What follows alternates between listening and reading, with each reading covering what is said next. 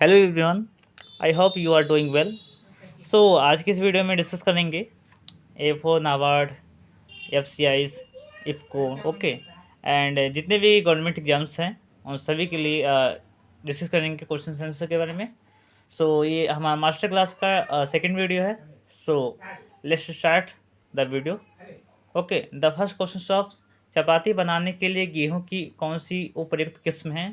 कल्याण, सोना, WH47 147, Raj 1482 and लोक 1। सो जो हमारा चपाती बनाने वाला जो गेहूं होता है उसमें जो सबसे बेहतरीन जो वैरायटीज़ होती है उसका नाम है WH147। ये हमारी सबसे बेहतरीन गेहूं की वैरायटी है चपाती बनाने के लिए। ओके, नेक्स्ट क्वेश्चन, बाजरा की जो जलमान होती है वाटर रिक्वायरमेंट होती है वो कितनी होती है? ओके, फर्स्ट है हमारा 250 से 300, 500 से 700 एंड सी है हमारा 700 से 1300 एंड फोर्थ हम डी हमारा है 450 से 650। सो इसका हमारा राइट आंसर हमारा हो जाता है 250 से 300। ओके, यानी कि A option is the right answer. चलिए नेक्स्ट वीडियो हमारा नेक्स्ट देखते हैं क्वेश्चंस। तो गेहूं का एक बीज पत्रीय जो खरपतवार है वो कौन सा है? सेजी, बथुआ, कुल्ली डंडा और कृष्णनील। तो इनमें से जो हमारा एक बीज पत्रीय खरपतवार है वो हमारा गुल्ली डंडा है। ओके, और बथुआ हमारा जो है ये बहुवर्षीय है। कौन सा है हमारा? ये बहुवर्षीय खरपतवार है। ओके, और ये हमारा जो गुल्ली डंडा है ओके ये हमारा एक बीजपत्री है। नेक्स्ट देखते हैं गेहूं का जो पुष्पक्रम होता है वो क्या कहलाता है? कलेम, स्पाइक, पेनिकल या इनमें से कोई नहीं। तो गेहूं का जो पुष्पक्रम होता है वो हमारा स्पाइक कहलाता है। ओके, और जो मक्का का जो पुष्पक्रम होता है वो पेनिकल कहलाता है। फिफ्थ क्वेश्चन है हमारा, मोटे अनाजों का राजा किसे कहा जाता है? मोटे अनाजों यानी कि मिलेट्स। तो मिलेट्स का राजा कौन है? बाजरा, गेहूं, मक्का, ज्वार। तो राइट आंसर हमारा हो जाता है ज्वार, यानी कि D option is the right answer. चलिए नेक्स्ट देखते हैं, गेहूं की फसल में बुआई के बाद प्रथम सिंचाई कब करते हैं? बहुत ही वेरी इंपॉर्टेंट है। तो गेहूं में मुख्यतः 6 सिंचाइयों की आवश्यकता पड़ती है। एक हमारा हो गया CRI स्टेट, ठीक है, सेंट्रल रूट इरिगेशन का जो स्टेट हो जाए सबसे पहली इरिगेशन होती है ये 21 डे पर करते हैं, यानी कि हमारा 21 डे हमारा कौन सा हो गया? CRI state. एंड दूसरा हमारा जो होता है वो 28 दिन पे करते हैं। एंड तीसरा हमारा कौन सा करते हैं? तीसरा हमारा 42 दिन पे करते हैं। ओके, तो मुख्यतः 6 सिंचाई की आवश्यकता होती है। अगर जो देखा जाए सबसे मुख्य जो सिंचाई होती है, अगर एक सिंचाई अवेलेबल हो तो CRI करते हैं, अगर दो सिंचाई अवेलेबल है तो हमारा दूसरा सिंचाई हम दुग्धावस्था में करते हैं, जब हमारी मेच्योरिटी होती है उस समय हम करते हैं गेहूं में। ओके, तो नेक्स्ट देखते हैं हम। सो ये हमारा नेक्स्ट स्लाइड है। तो इनमें से पहला सवाल हमारा जाता है कि निम्न में से कौन सा पशु का अस्थायी दांत है? Incisor teeth, A9 teeth, molar teeth and pre molar teeth.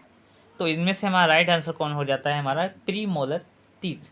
ये हमारा अस्थाई है, यानी परमानेंट रूप से होता है और ये बचपन से ही हमारा होता है। ओके, नेक्स्ट देखते हैं, नर मुर्गी के बिछड़ को निकालना हमारा क्या कहलाता है? मोस्टली वेरी वेरी इंपॉर्टेंट है। तो जो नर मुर्गे होते हैं इनमें जो बिछड़ होता है इनको निकालने की क्रिया को हम कैपर बोलते हैं।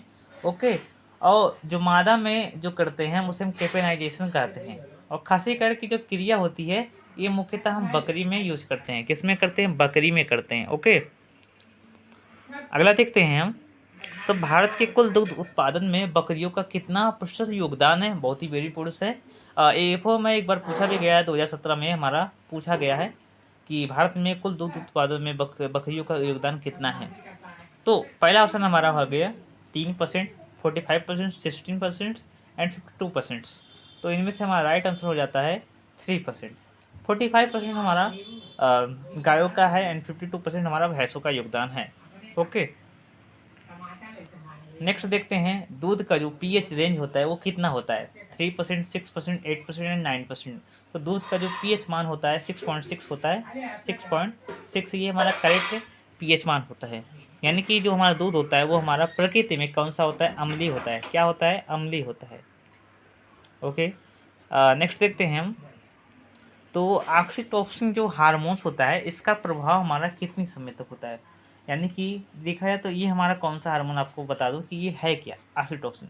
देखिए गाय जो होती है ना, वो दूध जो उतारती है तो उसमें कुछ हार्मोन्स काम करते हैं।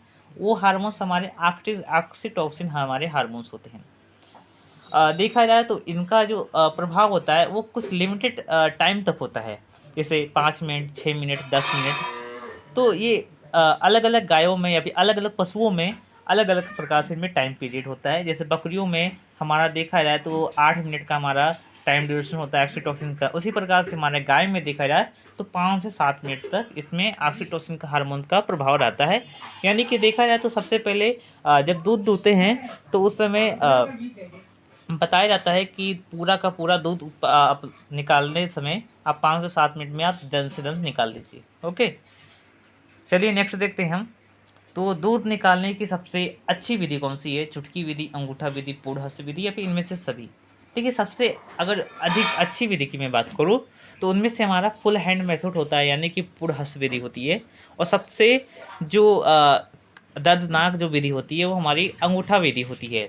और मैं छोटे पशुओं की मैं बात करूँ तो छोटे पशुओं में हम चुटकी विधि का यूज़ करते हैं। जैसे बकरियों में चुटकी विधि का यूज़ कर सकते हैं और गधों में भी यूज़ करते हैं। ठीक है, तो ये सब जितने भी छोटे पशु वाले होते हैं उनमें हम चुटकी विधि का हम यूज करते हैं। चलिए अगला देखते हैं। तो दूध भंडारण की जो हमारी एलटी विधि है इसमें टेम्परेचर कितना होता है। मोस्टली वेरी पॉइंट्स है 32 सेल्सिग्रेड एंड 300 सेल्सिग्रेड, 72 सेल्सिग्रेड एंड 100 सेल्सिग्रेड। तो राइट आंसर हमारा कितना हो जाता है 63 सेल्सिग्रेड। अब देखिए high temperature and long time की मैं बात करूँ, high temperature and short time HTST की मैं बात करूँ इसमें 72 डिग्री सेल्सिग्रेड होता है।